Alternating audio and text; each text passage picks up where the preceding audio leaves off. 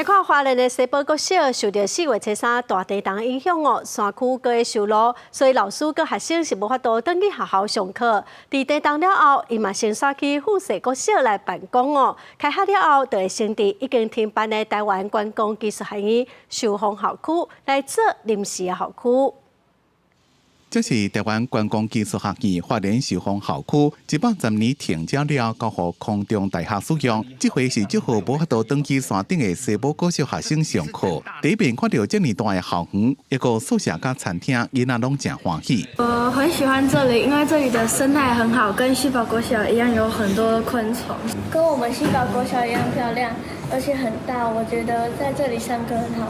西堡国小是全台湾第一座公立森林实验国小，因为403地震了后，唯一一条台北线中横公路未通，师生暂时住伫咧山脚的富士国小，怎么要开学啊？所在无够，才向空大旧校区。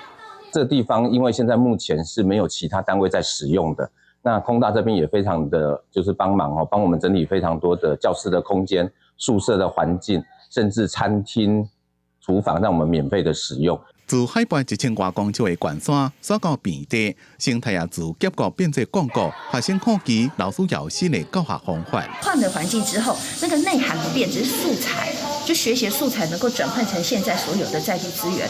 那我想跟西堡的师长一段时间的相处之后，我发觉他们对于课程设计跟对孩子的那个热忱是很足够的。西堡国小强调，虽然这么暂时搬到山脚，也不希望一个有机会让搬去咧山顶。而这么学生总共有10个人，老师讲一员5个人，伫休学过了就让顺利开学。记者综合报道。